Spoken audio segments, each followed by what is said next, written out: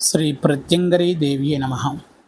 ఈ పూజని నిర్వహించాలి అనంటే మనము గత 69 రోజుల కిందట పెట్టినటువంటి సామాగ్రి ఉన్నాయో వాటిల్లో నవధాన్యాలు ఉంటాయి.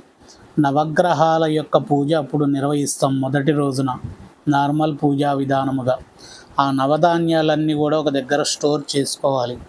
ఎందుకంటే నవకృత్యలు నవగ్రహాలతో ఏకమయ్యి నవగ్రహాలు అతని యొక్క జాతక చక్రములో ఏ ఏ స్థితుల్లో ఆ గ్రహాలు ఉన్నాయో ఆ గ్రహాలు సంచరించేటటువంటి విధానం ఏదైతే ఉందో ఆ విధానాన్ని దేవతా అనుకూల్యతతో ఉండేటటువంటి విధానముగా మార్చడానికి, పాజిటివ్ శక్తిలో ట్రావెల్ చేసేటట్టుగా నెగిటివ్ శక్తిలోకి ఎక్కువగా వెళ్ళకుండగా తన యొక్క పరిస్థితిని కొద్దిగా జాగ్రత్త పరిచే విధముగా తన యొక్క దృఢమైనటువంటి సంకల్పాన్ని నెరవేర్చే స్థితిగా మనం ఫస్ట్ నవగ్రహాలకి అనుకూలతతో ఉన్నటువంటి కృత్య దేవతల యొక్క ప్రయోగాన్ని నిర్వహించాలి. నవగ్రహాలకి అనుకూలమైనటువంటి కృత్య దేవతల ప్రయోగము అనంటే హోమం చేసేటటువంటి సమయంలోనే నిర్వహించాలి. హోమం చేసేటటువంటి సమయంలో నవగ్రహాలకి దశమహాదేవతలు ఆధిపత్యముగా ఉంటారు. మన తాంత్రిక ప్రక్రియలో దశమహాదేవతలకు ఒక్కొక్క దేవతకు ఒక్కొక్క గ్రహము అధినేతగా ఉంటుంది. చివరిగా 10వ దేవతగా ప్రత్యంగరీ దేవి మాతని పెట్టుకోవాలి. ఈ దశమహాదేవతలకు హోమగుండము దగ్గర 2 వైపుల వెయ్యాలి. ఒకటి నల్లటి వస్త్రం మీద రౌద్ర దేవతలని, ఓ తెల్లటి వస్త్రం మీద సాధారణమైనటువంటి ఆనంద స్థితిలో ఉండేటటువంటి దేవతల్ని మనం ఈ దశమహాదేవతల్లో విడివిడిగా అక్కడ పెట్టుకోవాలి. హోమగుండం దగ్గర పెట్టిన తర్వాత హోమగుండము దగ్గర చేసేటటువంటి ప్రక్రియలో నవకృత్యలని అప్పుడు ఒక మంచి స్థితిలో ఆవాహన చేయాలి.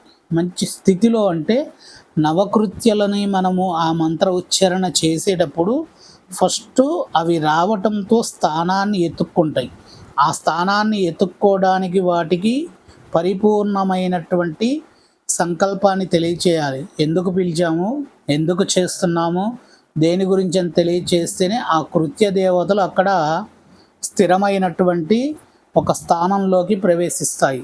అవి చెప్పకుండా మనము ఆ మంత్రాన్ని ఉచ్చారణ చేసి పిలుచుకొని అక్కడ ఆ తర్వాత మనం అంతా సెట్ చేసుకుంటూ ఉంటే ఆ కృత్య దేవతలు ఎక్కువసేపు ఉండవు. అంతసేపు కష్టపడినటువంటి విధానమైనటువంటి పూజా విధానం ఏది ఉందో అదంతా కూడా ఇబ్బందికరంగా అవుతుంది. అందుకని ఆ కృత్య దేవతలు వచ్చినప్పుడు దశమహాదేవతల్లో నవదేవతలని నవగ్రహాల యొక్క స్థానమండలములో నవగ్రహాల యొక్క అధిదేవతలుగా దశమహాదేవతలను పెట్టి దశమహాదేవతలకు విశేషమైనటువంటి 10వ దేవతగా ప్రత్యంగరీ దేవి మాతను పెట్టి ఆ తర్వాత ఈ కృత్య దేవతలను పిలుచుకొని కృత్య దేవతలకు అదిగో ప్రత్యంగరీ దేవి మాత దశస్థాన మండపం ఉంది, పంచమ స్థాన మండపం ఒకవైపు ఉంది, పంచమ స్థాన మండపం ఇంకొక వైపు ఉంది.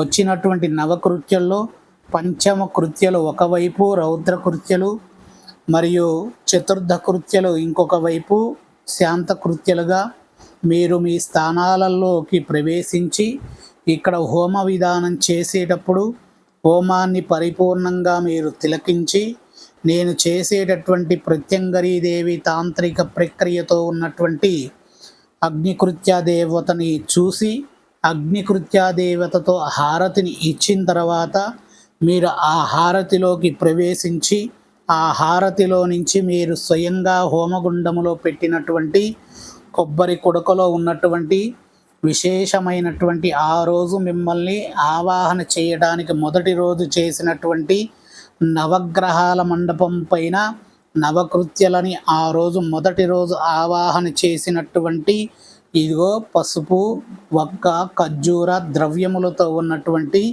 ఆ ద్రవ్యాలన్నీ హోమగుండములో ఉన్నటువంటి ఆ రోజు ఉంచినటువంటి కొబ్బరికాయ ఈరోజు దాన్ని పగలకొట్టి దాంట్లో ఉన్నటువంటి కొబ్బరి చూర్ణములో మీ యొక్క ద్రవ్యాలన్నీ పెట్టి ఉంచాను.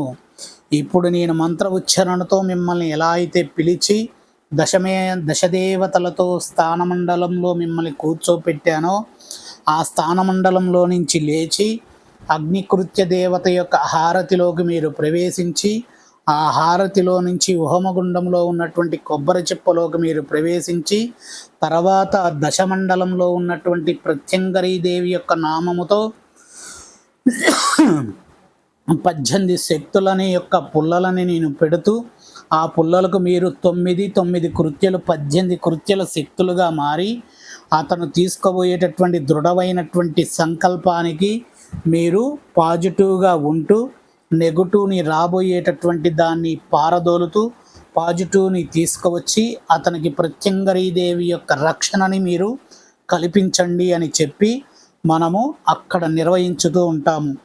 ఆ నిర్వహించేటటువంటి సమయంలో 3 దీపాలు ఒక కలశాన్ని పెట్టి ఆ హోమాన్ని స్టార్ట్ చేసిన తర్వాత ఆ ప్రక్రియ ఏదైతే ఉందో దాన్ని ప్రారంభించేటప్పుడు చాలా జాగ్రత్తమైనటువంటి బంధనలు వేసి ఆ బంధనలతో ఉన్నటువంటి ప్రత్యంగరీదేవి మాత యొక్క చిత్రపటాన్ని దీపం మీద ఉంచి పూజని చేస్తే చాలు.